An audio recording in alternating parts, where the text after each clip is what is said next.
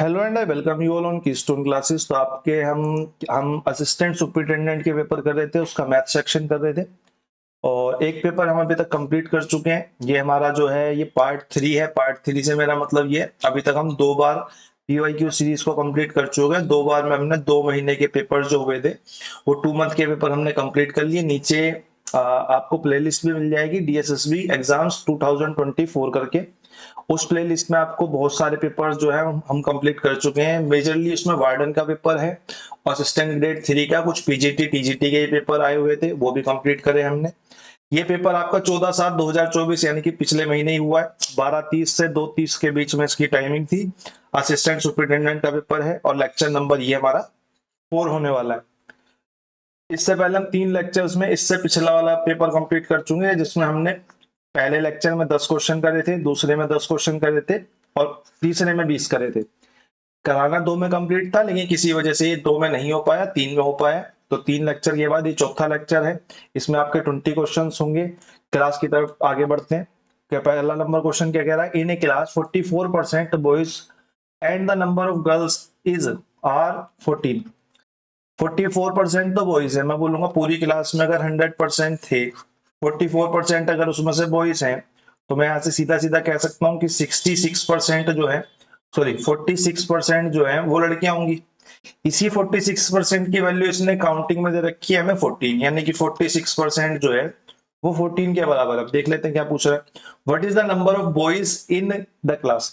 Simple सा question है, मेरे से बॉयज पूछे यानी कि 44% की वैल्यू पूछी है, तो मैं बोलूंगा 14 अपॉन में 46। परसेंट से परसेंट डिवाइड हो जाएगा तो लिखने की कोई जरूरत है नहीं। और किससे काटेंगे? 4 4 8 और 1 9, ये 56 आएगा, सॉरी 56 56 और 7 8 56, 7 दूनी 14 और 2 से 4 बार, 4 से ये 11 बार, यानी कि बॉयज कितने हो जाएंगे हमारे? 11 बॉयज हमारा राइट आंसर हो जाएगा, यानी कि ऑप्शन नंबर 2 हमारे यहाँ पे करेक्ट आंसर हो जाएगा। पिछली क्लास में भी बिल्कुल सेम क्वेश्चन था, पिछले पेपर में भी बिल्कुल डिक्टो सेम क्वेश्चन था। क्वेश्चन नंबर 2 देख लेते हैं। In the bar graph the bar graph given below shows the marks of 5 different subject। 5 different subject कौन से हमारे? इंग्लिश, हिंदी, मैथमेटिक्स, साइंस और इकोनॉमिक्स। ठीक है, ये 5 सब्जेक्ट हैं। अब इनको हिंदी में लिखने की तो कोई जरूरत थी नहीं, तो मैंने जो चार्ट है वो आपका ऐसा का ऐसे ही लगा दिया। अब हमसे बोल रहा है कि हिंदी में, गणित में और विज्ञान के विषयों के औसत अंक बताओ। भाई इंग्लिश में कितने हमारे? 88। मैंने बोला मैथ और किसके? मैथमेटिक्स के पूछ रहा है, यानी कि 82, क्योंकि मेरे को औसत लेना तो जोड़ना पड़ेगा। और विज्ञान की अगर मैं बात करूं तो 95। अगर मैं इन तीनों को जोड़ता हूं, 7 दूनी 14 और 15 का 5, 1 हासिल, 9 दूनी 18, 18 और 8, 18 और 8 कितने होते हैं हमारे? 18 और 8 26।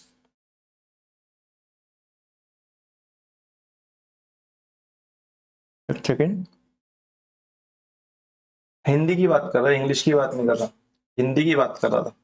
ठीक है, इसका, इसका और इसका ये आएगा 77, 82, 95। 5 दूनी 5 और 2 7 दूनी 14 का 4, 1 हासिल, 8 दूनी 16, 16 और 9 25, यानी कि 254।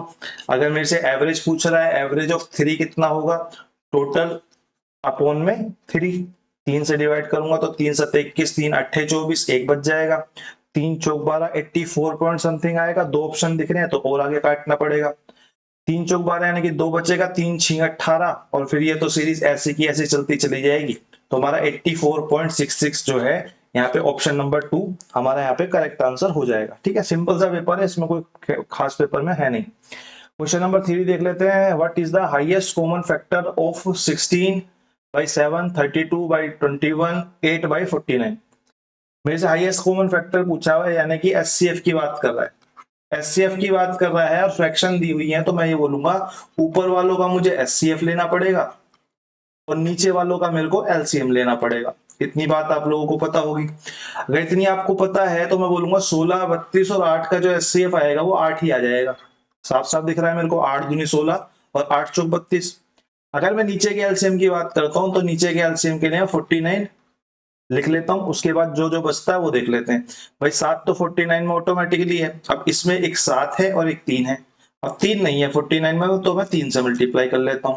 तो मेरा एचसीएफ कितना आ जाएगा इसका? 8 अपॉन में 49 मल्टीप्लाई में 3 आ जाएगा हमारा 147, यानी कि ऑप्शन नंबर कौन सा हमारा?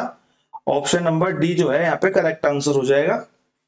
ठीक है, ऑप्शन नंबर डी जो है वो हमारा यहाँ पे करेक्ट आंसर हो जाएगा, या 4, डी बोल लो या 4 बोल लो। क्वेश्चन नंबर 3 के बाद क्वेश्चन नंबर 4 पे चलते हैं। फिर से आपका बार ग्राफ का क्वेश्चन है, नहीं पाई चार्ट का क्वेश्चन है। The following table shows the number of cars sold by two companies A and B, A और बी द्वारा बेची गई कारों की संख्या दर्शाता है ये चार्ट जो है। What is the total number of cars sold by both the shops A and be in 2017 और 18। 17 और 18 के अंदर टोटल कितनी सेल हुई है दोनों की, तो मैं बोलूं तो मेरे को इन दोनों को जोड़ना है, मैं इन दोनों को जोड़ लेता हूं, मैं नीचे लिख लेता हूं यहाँ पे 2 और 3, 7 दूनी 14 और 1 15, 1532 ए ने सेल कर दी। बी ने देखूं तो मैं 0 9 और 5 और 4 9 यानी कि 990 सेल कर दी। तो कुल मिला के कितनी सेल हो गई, 2 9 और 3 12 का 2 1 हासिल, 9 और 1 10 5 15 का 5 1 हासिल और 2 का 2 2 2522 यहाँ पे हमारा जो है 2522 408 592। ठीक है, 8 और 2 10 की 0 1 हासिल, 9 और 1 10 की 0 लगा 1 हासिल, ये 10 आएगा, सॉरी ये 10 आएगा। तो ये हमारा 2 आ गया, ये 9 3 12 का 2 1 हासिल आ गया, 5 और 1 6 हो गया। हाँ गड़बड़ हो रही है, 2 का 2 ये 2 3 का 3 ही 7 दूनी 14 और 1 15। ठीक है,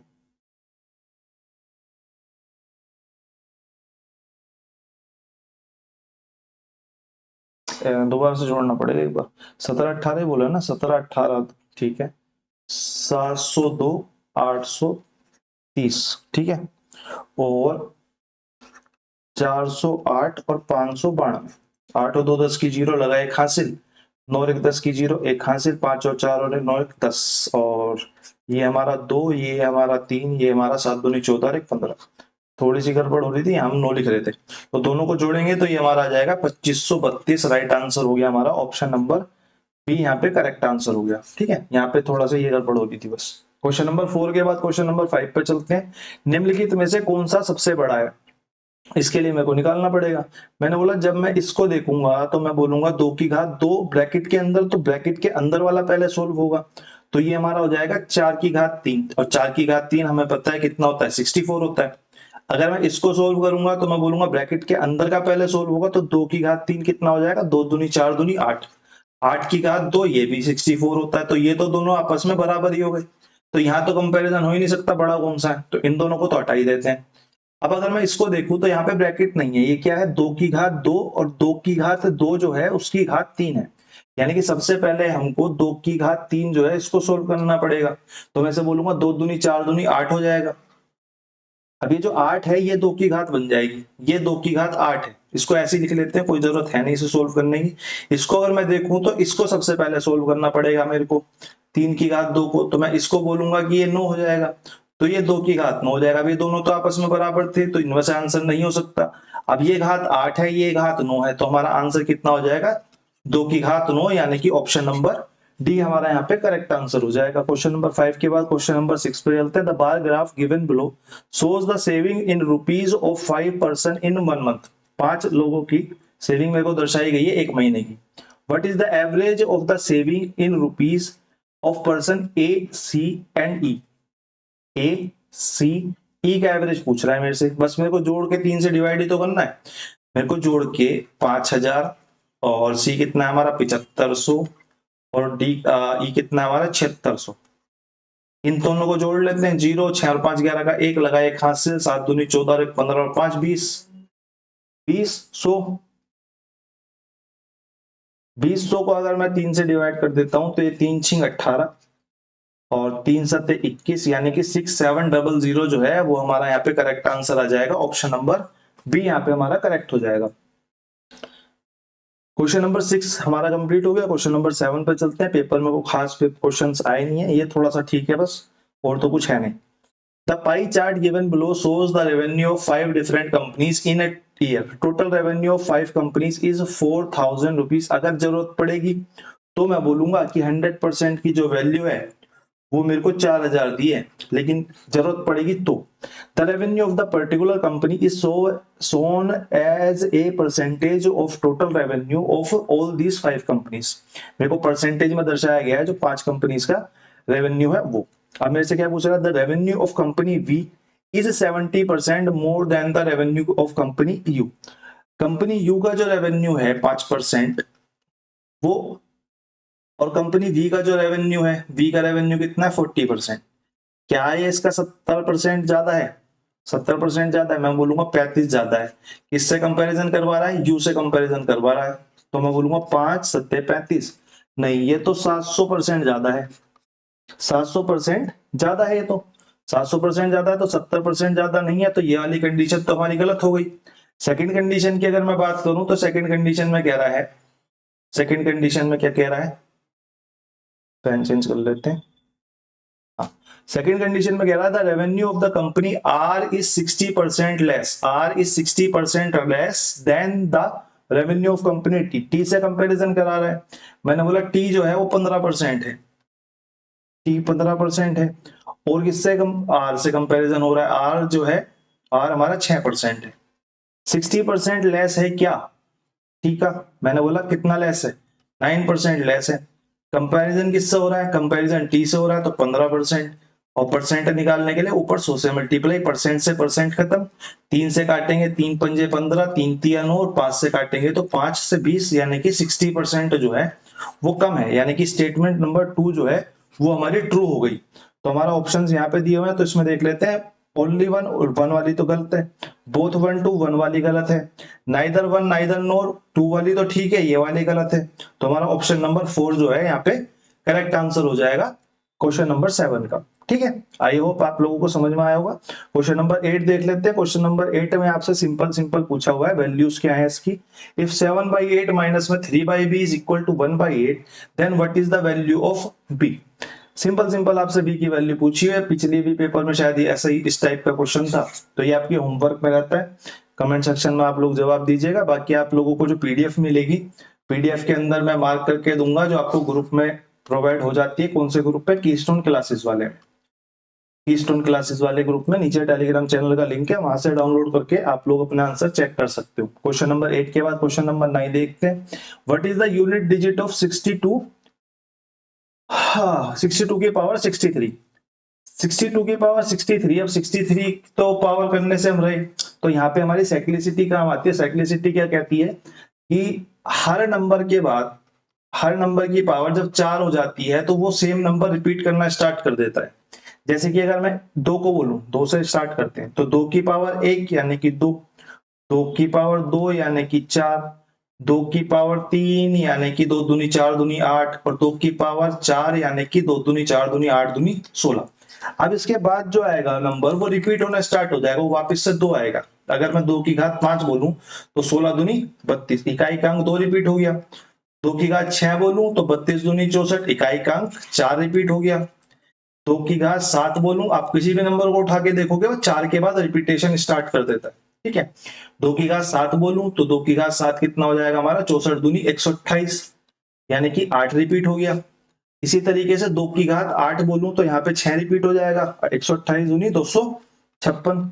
ठीक है, हमेशा साइक्लिसिटी में क्या होता है, 4 घातों के बाद जो इकाई का अंक है वो रिपीट हो जाता है। वही काम इसमें करेंगे हम। मैंने बोला 63 है, 63 को अगर मैं 4 से डिवाइड करता हूं तो 60 तक पूरा कट जाता है, 60 प्लस 3 घात बच जाएगी, यानी कि 60 तक तो रिपीट हो गया। उसके बाद बस मेरे को 3 देखनी है, इकाई का अंक कितना है, 2 है। मैंने उसकी घात 3 चढ़ा दी, मैंने बोला 2 दूनी 4 दूनी 8, यानी कि इकाई का अंक 8 बनेगा, और 8 ही मेरा यहाँ पे राइट आंसर हो जाएगा। ठीक है, इतना सिंपल सा कॉन्सेप्ट है, बस कॉन्सेप्ट आपको पता होगा तो 1 मिनट का सवाल है, चाहे वो यहाँ पे घात आपको 635 भी क्यों ना दे देता, या 6335 75 क्यों ना दे देता, कुछ भी दे देता, आपको सिर्फ साइक्लिसिटी लगानी थी। 4 से डिवाइड करके जो बच जाएगा उसको आपको घात चेक करनी है, सिर्फ 2 या 3 तक ही चेक होती है। ठीक है, क्वेश्चन नंबर 10 देख लेते हैं। क्वेश्चन नंबर 10 कह रहा है 25% of m is equal to 20% of n and n is u% of m। दो स्टेटमेंट्स है, पहली स्टेटमेंट को अगर मैं देखूं तो 25% की वैल्यू अगर मैं 100 रख दूं of m is equal to 20% of, percent हटा के मैं नीचे 100 रख देता हूं, n रख देता हूं, 100 से 100 कट हो जाएगा, ये 4 हो जाएगा, ये 5 हो जाएगा। तो मैं यहां से बोल सकता हूं कि m अपॉन में n जो है वो हमारा 4/5 हो गया। m अपॉन में n हमारा 4%, 4 4/5 हो गया। तो मेरे से बोला and n is equal to u percent of m, what is the value of u। मेरे से u की वैल्यू पूछी है, मैंने बोला n जो है वो मेरा 5 है और u परसेंट की बात कर रहा है, तो u का अगर परसेंट में हटाता हूं तो नीचे 100 आएगा, और मल्टीप्लाई m की बात कर रहा है, m मेरा कितना है 4 है, 4 से मैं इसको काटूंगा तो ये कितना आ जाएगा 25, 25 की जब क्रॉस मल्टीप्लाई हो जाएगी तो u इज इक्वल टू कितने का आ जाएगा 125 की। बस यही मेरे से पूछा है, what is the value of u, u की वैल्यू जो है 125 हो गई। ऑप्शन नंबर सी हमारा यहाँ पे करेक्ट आंसर हो गया। क्वेश्चन नंबर 10 के बाद क्वेश्चन नंबर 11 देख लेते हैं। क्वेश्चन नंबर 11 कैलकुलेटिव क्वेश्चन है, वैसे तो इसमें कुछ खास है नहीं, बस कैलकुलेशन ज्यादा है।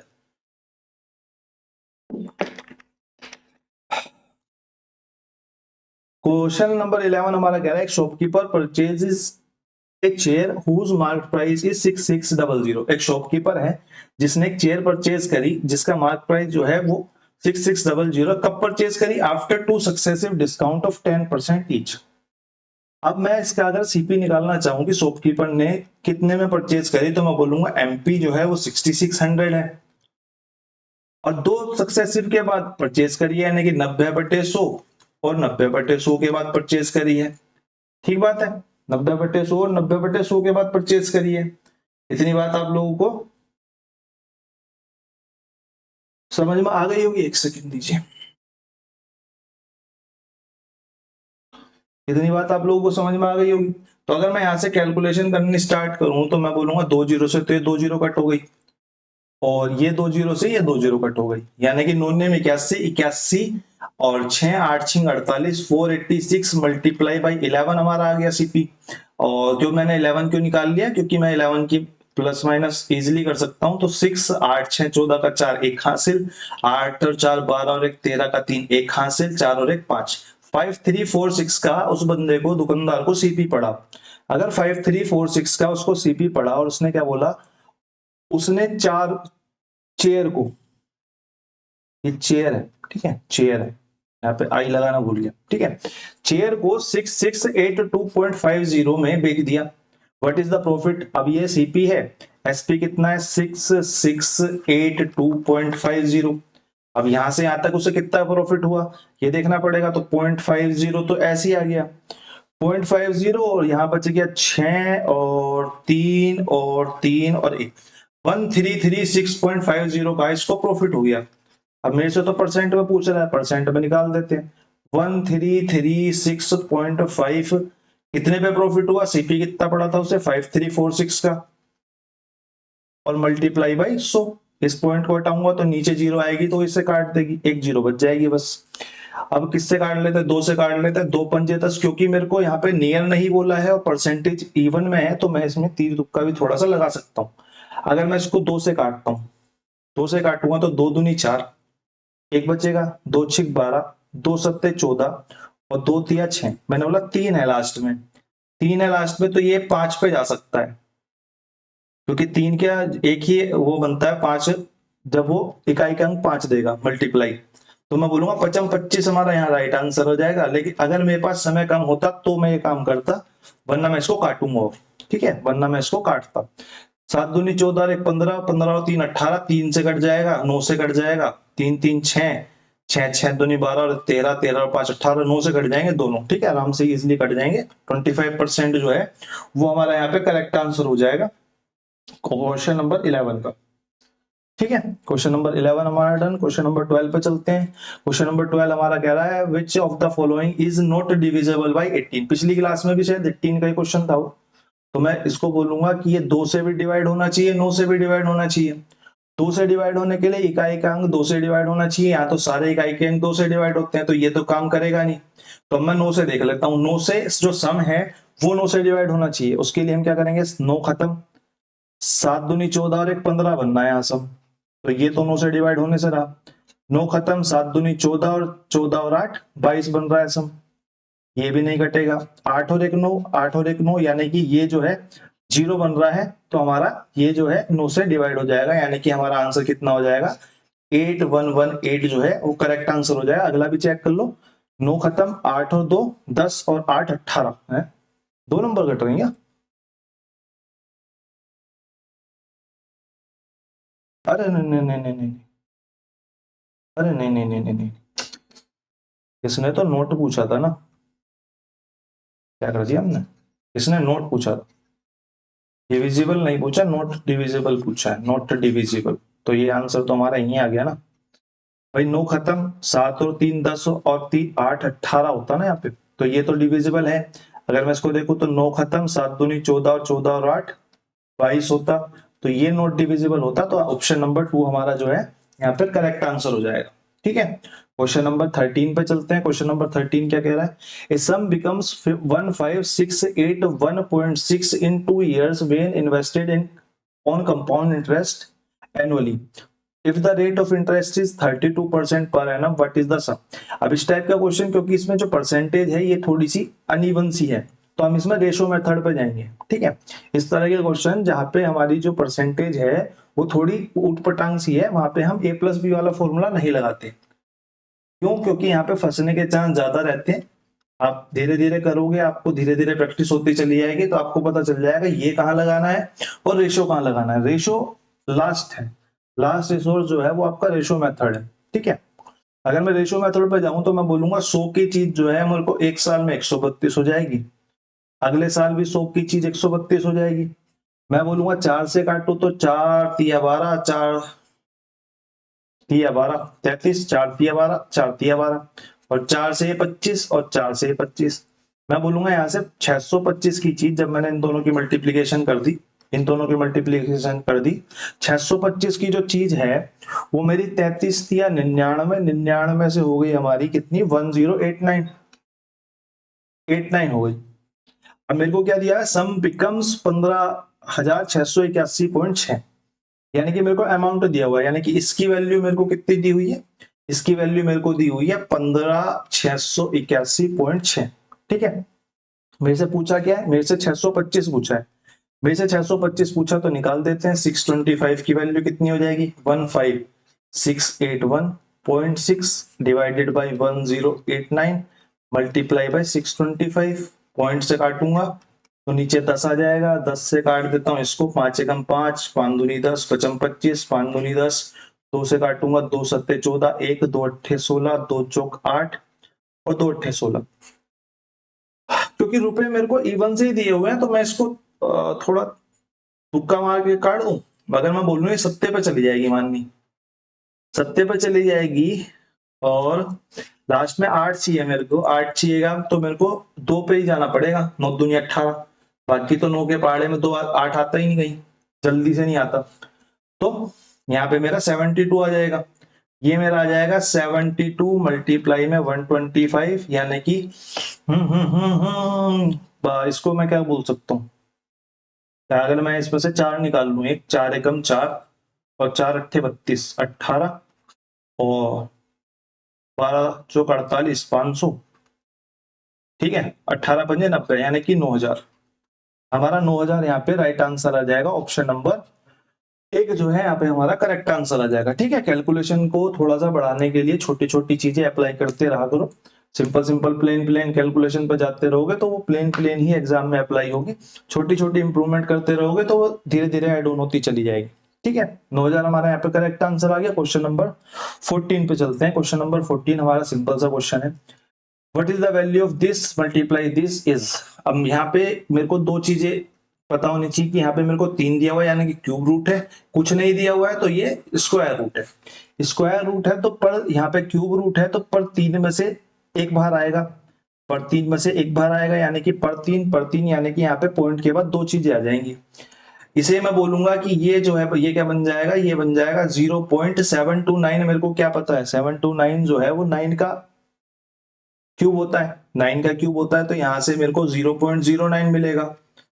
अगर मैं इसको देखूं तो यहाँ पे जोड़े से बाहर आएगा, और ये मेरे को पता है किसका स्क्वायर होता है, ये 35 का स्क्वायर होता है, तो यहाँ पे जोड़े से बाहर आएगा तो ये 0.35 आएगा। अब बस इनकी मल्टीप्लाई करनी है, 9 तिया 27, 9 पंजे 45, यानी कि हमारा 0.0315 जो है यहाँ पे हमारा करेक्ट आंसर आ जाएगा। ऑप्शन नंबर एक जो है यहाँ पे हमारा करेक्ट आंसर हो गया। ठीक है, सिंपल सा क्वेश्चन था। क्वेश्चन नंबर 15 देख लेते हैं। The average age of 15 students of a class is 18. If the new student of age 34 years joins the class, then what is the average age of 16 students, ठीक है। 15 student थे जिनकी average age 18 years थी। एक नया बंदा 34 years का आया। अब पूछ रहा है कि 16 बंदों की एवरेज एज कितनी होगी। भाई 15 बंदों की एवरेज एज 18 साल थी। अब एक नया बंदा आया जो कि 34 साल का था। अब व्यक्ति कितने हो गए? 16। मैं बोलूंगा 18 ये तो एवरेज थी, अगर ये 18 ही लेके आता तो एवरेज 18 ही रहता, लेकिन नहीं, ये तो बाबूजी फालतू लेके आ गए। कितना फालतू लेके आ गए? 16 साल फालतू लेके आ गए। 16 साल फालतू लेके आ गए। अगर 16 साल फालतू लेके आ गए तो एवरेज बढ़ेगा। अब जो एवरेज नया बढ़ेगा वो कितने बंदों पे बढ़ेगा? वो 16 बंदों पे बढ़ेगा। यानी कि मैं सीधा सीधा बोल सकता हूं कि हर व्यक्ति के एवरेज में एक प्लस हो जाएगा। अगर एक प्लस होगा तो नया एवरेज कितना बनेगा? नया एवरेज 90 ईयर्स बनेगा। ठीक है, 19 ईयर्स बनेगा, यानी कि ऑप्शन नंबर एक जो है वो हमारे यहाँ पे करेक्ट आंसर हो जाएगा। ट्रेडिशनल तरीका आप लोगों को पता ही है, 15 मल्टीप्लाई में 18 प्लस में 34 डिवाइडेड बाई 16, आपका उससे आंसर आ जाएगा। ये आपका दिमाग की कैलकुलेशन में हो जाना चाहिए वैसे तो कायदे से। ठीक है, नहीं होता तो फिर भी आप मेरे को बता देना। क्वेश्चन नंबर 15 के बाद क्वेश्चन नंबर 16 पढ़ लीजिए एक बार। एक निश्चित राशि पर 3 वर्ष के लिए 15% की वार्षिक दर से साधारण ब्याज 9,000 रुपए है। उसी राशि पर 4 वर्षों के लिए 10% वार्षिक दर से चक्रवृद्धि ब्याज ज्ञात कीजिए। मैंने बोला इसके लिए मेरे को सबसे पहले तो प्रिंसिपल निकालना पड़ेगा। मैंने बोला यहाँ पे मेरे पास टाइम है, रेट है और यहाँ पे इंटरेस्ट है। तो मैं यहाँ पे बोल सकता हूँ कि जो 9,000 है, अगर मैं डिवाइड कर दूं 15 मल्टीप्लाई 3 और मल्टीप्लाई कर दूं ऊपर 100 की, तो यहां से मेरे को प्रिंसिपल निकल के आ जाएगा।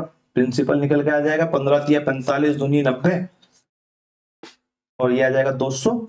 तो प्रिंसिपल कितना आ जाएगा हमारा? प्रिंसिपल हमारा आ गया 20,000। 20,000, ठीक है ना, 20,000 आएगा ना। तो क्या आ गए 4 जीरो, ज्यादा हो गई, एक ज्यादा हो गई, एक ज्यादा हो गई। ठीक बात है। अब ये तो मेरे पास प्रिंसिपल आ गया। मैं बोला प्रिंसिपल का मुझे करना क्या है अभी? मैंने बोला अभी तो मेरे को वो निकालना पड़ेगा। क्या निकालना पड़ेगा? अब मेरे को निकालना पड़ेगा ब्याज कितना मिलेगा। भाई मेरे को 4 साल की बात कर दी, लेकिन यहाँ पे परसेंटेज भगवान की दुआ से 10% ही दी है, तो मैं यहाँ पे ए प्लस बी वाला फॉर्मूला लगा पाऊंगा। मैं बोलूंगा 10 10 10 10 की 4 बार मिलेगी, तो मैं बोलूंगा यहाँ से तो मेरे को पता है कि 2 मिला के तो 21% मिल जाएगा। यहाँ से भी मेरे को पता है 21% मिल जाएगा। बस एक बार इनमें और लगा देता हूँ। मैं बोलूंगा इनमें 42% मिलेगा। अब पूरा लिख के बताने की तो जरूरत नहीं है। 21 दूनी 42, 21 प्लस में 21 यानी कि 42 और प्लस में कितना मिलेगा? 21 21 441 यानी कि 4.41 और मिल जाएगा। यहां से मैं बोलूंगा मेरे को टोटल कितना मिल जाएगा? 46.41% जो है ब्याज मिल जाएगा। प्रिंसिपल मेरा कितना है? इतना है। मेरे से चक्रवृद्धि ब्याज ही पूछा है, यानी कि 100% की वैल्यू मेरे पास कितनी है? 20 की। तो मेरे से 46.41% की वैल्यू पूछी, तो मैं बोलूंगा 20 के divided by 100% multiply by 46.41। 2 zero से 2 जीरो काट देते हैं, इस पॉइंट को हटाऊंगा तो ये दोनों जीरो भी कट जाएंगे, बस सीधी मल्टीप्लाई इसमें होनी है। तो ये हमारा आ जाएगा 2 4 दूनी 8 6 दूनी 12 का 2 एक हासिल, 4 दूनी 8 और एक 9, यानी कि 9282 जो है वो हमारा यहाँ पे राइट आंसर आ जाएगा। 9282 यानी कि ऑप्शन नंबर एक हमारा यहाँ पे करेक्ट आंसर हो जाएगा। ठीक है, अच्छा क्वेश्चन था, पर क्योंकि इसने क्या करा है, इसने यहाँ पे परसेंट इजी दे दिए, परसेंटेज, वरना 4 साल के क्वेश्चन में तोते खुल जाते हैं। अभी पीछे हमारे खुले भी थे एक जगह, है ना। तो 4 साल के में दिक्कत होती है, लेकिन परसेंटेज देने की वजह से इजिली हो गया। क्वेश्चन नंबर 17 देख लेते हैं। क्वेश्चन नंबर 17 में मेरे से पूछा है, इफ 76m प्लस में 76n इज इक्वल टू 228। यहाँ भी 76 है, यहाँ भी 76 है, यानी कि मैं इसको बोल सकता हूँ कि मैं डिवाइड कर दूंगा, पर पूछा क्या है देख लेते हैं। Then what is the average of m and n? Average के लिए मेरे को m प्लस n पता होना चाहिए, और 2 का एवरेज है तो 2 से डिवाइड कर दूंगा। मैंने इस इक्वेशन को देखा तो मेरे को पता चला कि अगर मैं यहाँ पे 76 को कॉमन ले लूं और कॉमन लेके उधर डिवाइड कर दूं डायरेक्ट ले जाके, तो मेरे को मिलेगा 228 अपॉन में 76।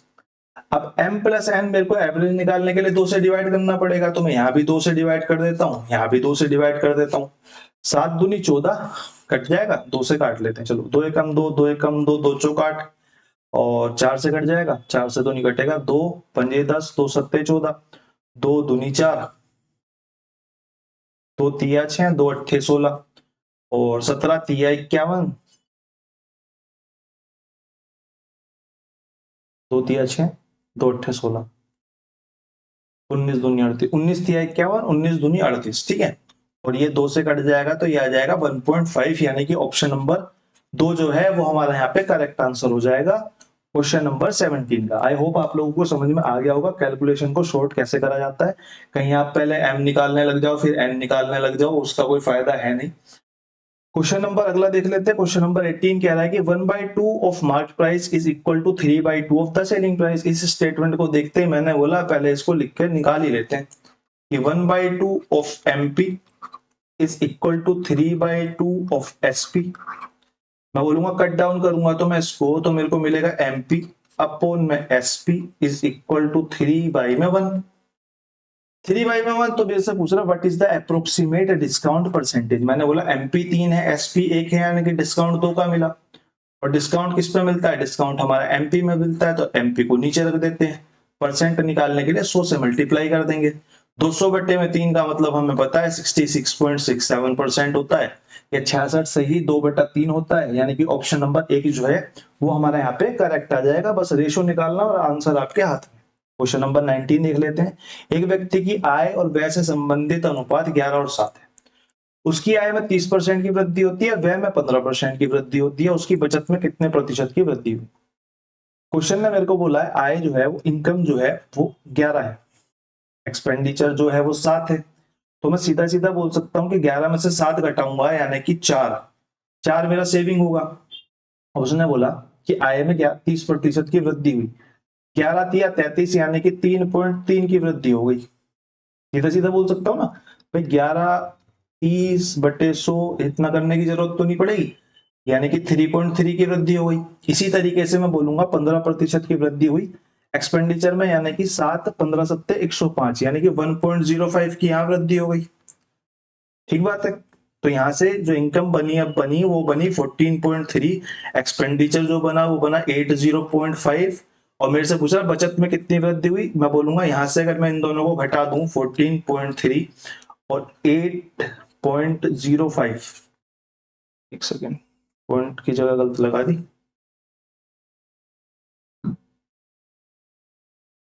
8.05 को अगर मैं घटा दूं तो 5 2, और यहाँ पे कितना बच जाएगा, यहाँ पे 14 ही रहेगा, तो 8 6 यानी कि 6.25 जो है वो हमारी यहाँ पे सेविंग हो गई। मैंने बोला कितने की वृद्धि हो गई, मैंने बोला 2.25 की वृद्धि हो गई। कितने पे वृद्धि हो गई, परसेंट निकालने के लिए बेस कितना था सेविंग का 4 था, और परसेंट निकालने के लिए ऊपर 100 से मल्टीप्लाई, 2 जीरो से 2 जीरो कट जाएंगी, 4 पंजे 20, और फिर 4 छींक 24, और फिर 4 दूनी 8, और फिर 4 पंजे 20, यानी कि 56.25%, यानी कि ऑप्शन नंबर 3 जो है वो हमारे यहाँ पे करेक्ट आंसर हो जाएगा। क्वेश्चन बहुत अच्छा है, प्रैक्टिस करने के लिए बहुत अच्छा क्वेश्चन है, क्योंकि टाइम खाता है अगर आपको नहीं आता है। ठीक है, क्वेश्चन नंबर 19 के बाद क्वेश्चन नंबर 20 पे चलते हैं। The average age of Rustam Pritam is 39 years, the average age of Pritam and GITAM is 29 year, the average age of Rustam and GITAM. अभी टाइम एंड वर्क में इस टाइप के क्वेश्चन आते हैं, आपको याद हो आपने प्रैक्टिस करी हो इतनी, तो आपके टाइम एंड वर्क में क्वेश्चन आते हैं जहां पे आपको ए बी बी सी सी ए दे दिया होता है, और आप यहां से निकाल लेते हो a प्लस बी प्लस सी, 2 गुना, फिर 2 से डिवाइड कर देते हो, फिर यहां से इंडिविजुअल को निकाल लेते हो। ये सेम उसी टाइप का क्वेश्चन है। क्वेश्चन ने मेरे को बोल दिया है कि रुस्तम और प्रीतम जो है वो 39 ईयर्स एवरेज है। ठीक है, ये एवरेज है, ध्यान रखना। फिर मेरे को बोला है, तो एवरेज है तो टोटल निकाल ही लेते हैं ना, एवरेज है तो इस केस में तो टोटल निकालना ही पड़ेगा। 3 दूनी 6 9 दूनी 18, यानी कि 78 हो गया। फिर मेरे से बोला कि प्रीतम है और एक गीतम है, इनका एवरेज 29 है, इनका टोटल कितना हो जाएगा, इनका टोटल 58 हो जाएगा। ठीक बात है, इनका टोटल हमारा 58 हो जाएगा।